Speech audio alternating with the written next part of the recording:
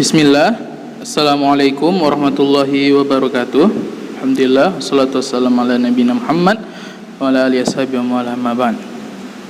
Ya, yang pertama dan terutama sekali kita bersyukur kepada Allah Subhanahu wa taala karena masih diberikan kesehatan sehingga kita bisa mengikuti proses belajar mengajar pada hari ini. Salawat dan salam untuk Nabi kita Nabi Muhammad sallallahu alaihi wasallam dengan mengucapkan Allahumma shalli ala Muhammad wa ala ali Muhammad. Nah, anak-anak Ustaz, insyaallah hari ini kita akan pelajari hadis pertama ya, yang mana kemarin kita belum sempat belajar ya.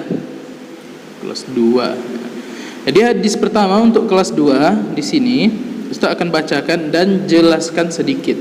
Nah, jadi anak-anak Ustaz dengarkan baik-baik ya. Hadis pertama judulnya keutamaan menuntut ilmu.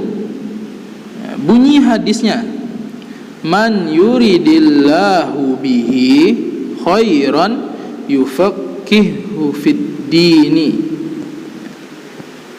Sekali lagi saya baca, man yuridillahu bihi khairan yufaqihu fid dini. Terakhir, man yuridillahu bihi khairan yufaqihu fid dini. Ya, cara bacanya ada juga dalam bahasa Indonesia, hampir sama.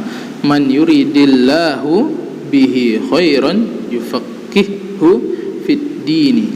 Artinya, barang siapa yang Allah kehendaki baginya kebaikan, maka Allah akan pahamkan dia tentang agamanya.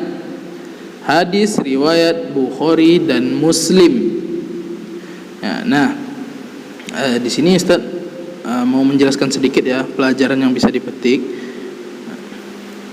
Yang pertama, memahami agama merupakan cara untuk mendapatkan kebaikan. Nah, jadi memahami agama kita bukan sekedar melakukannya, tapi memahami agama itu juga akan mendapatkan kebaikan. Yang kedua, memahami agama dilakukan dengan cara menuntut ilmu, tidak bisa dengan cara yang lain. Ya, mungkin ada yang mencoba menerka-nerka, menebak-nebak ya, tentang agama, tidak bisa. Ya. Cara memahami agama cuma satu, yaitu menuntut ilmu. Yang ketiga, hukum menuntut ilmu adalah wajib ya, bagi setiap muslim dan muslimah. Nah, jadi setiap manusia, muslim maupun muslimah, itu wajib menuntut ilmu. Yang keempat, orang yang tidak mau dan malas menuntut ilmu agama akan jauh dari kebaikan. Ya, gimana tidak jauh? Orang yang tidak mempelajari agamanya pasti melakukan amal ibadah sesuai dengan pemahamannya sendiri, dan itu bisa salah kalau saja pemahamannya salah. Contoh, ada orang yang mau sholat tapi tidak tahu cara sholat, tidak tahu dan tidak mau mencari tahu bagaimana cara sholat yang benar. Akhirnya dia sholatnya salah. Nah, itu dia, orang yang tidak menuntut ilmu akan jauh dari agama Islam. Nah, kita lanjutkan. Yang kelima, ilmu agama yang mendatangkan kebaikan adalah ilmu agama yang diamalkan dalam kehidupan. Jadi kalau sekedar ilmu saja tidak cukup juga. Setelah ilmu juga harus diamalkan. Amal dan ilmu, beramal dan mencari ilmu, itu satu hal yang tidak bisa, atau dua hal yang tidak bisa ditinggalkan salah satunya. Anak-anak Ustaz, kalau mau beramal ya harus berilmu, kalau mau berilmu ya harus beramal. Kalau cuma punya ilmunya, kalau cuma tahu doang, kalau cuma tahu saja gimana sholat tapi tidak sholat, ya sama saja, tidak ada faedahnya. Begitu juga orang yang sholat tapi tidak tahu ilmunya, tidak tahu apa yang dibaca ketika sholat, tidak tahu apa yang mau dibaca ketika zikir, ya percuma amalannya. Jadi seperti itu ya. Yang kelima, yang keenam, ilmu agama yang tidak menghasilkan amal soleh seperti pohon tidak berbuah. Itu tadi, ilmu kalau tidak diamalkan ya kayak pohon tidak berbuah, tidak ada hasilnya. Ya, sama seperti anak-anak Ustaz belajar sholat, belajar bersedekah, belajar zikir, ya, tapi tidak diamalkan.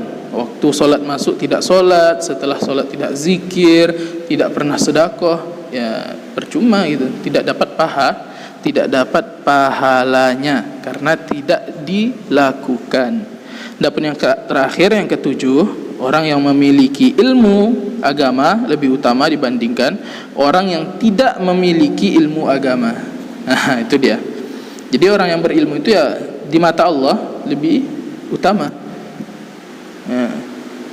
Jadi lebih utama di mata Allah itu ya berarti lebih mudah untuk mendapatkan keridhaan dan pahala dari Allah Subhanahu wa taala. Nah, jadi itu inti hadisnya ya. Nah, hadis ini, hadis pertama, silahkan anak-anak Ustaz hafal. Insyaallah pertemuan selanjutnya ya, kita akan setorkan hadis pertama kita. Jadi mulai hari ini sampai besok, kalau kita masih kalau kita masih belajar online sampai minggu depan, itu hari Rabu depan, itu waktu anak-anak Ustaz untuk menghafal hadis pertama.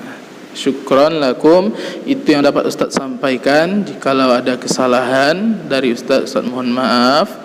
Wabillahi taufiq wal hidayah. Ustaz tutup dengan membaca doa. Subhanaka Allahumma bihamdika asyhadu an la ilaha illa anta astaghfiruka wa atubu ilaika. Assalamualaikum warahmatullahi wabarakatuh.